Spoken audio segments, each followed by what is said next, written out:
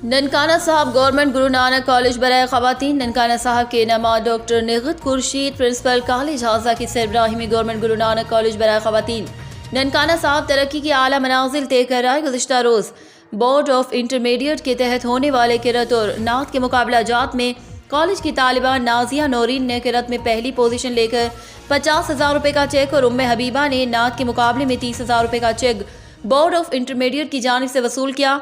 हम नसाबी सरगर्मियों के अलावा गर्ल्स कॉलेज ननकाना स्पोर्ट्स में भी कई सालों से पोजीशन हासिल कर रहा है। गुज़िश्ता दिनों विवना मार्शल आर्ट्स मुकाबलों में अनीला इफ्तिखार ने काता में फर्स्ट पोजीशन, सहर नवाज ने फाइट में फर्स्ट पोजीशन, सायरा ने फाइट में दूसरी पोजीशन और शाजिया, सानिया, मिसबा, ईमान और खनसा ने फाइट में तीसरी पोजीशन हासिल कर ली।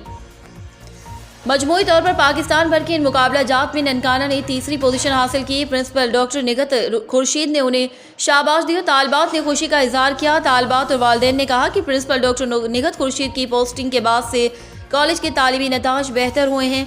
असातिज़ा बाकायदगी से क्लास लेते हैं और हम नसाबी सरगर्मियों में भी तालबात हर साल ढेरों इनामात हासिल कर रही हैं और पंजाब के कॉलेजों में गुरु नानक गर्ल्स कॉलेज बराए ख़वातीन ननकाना साहब नुमाया मुकाम हासिल कर रहा है।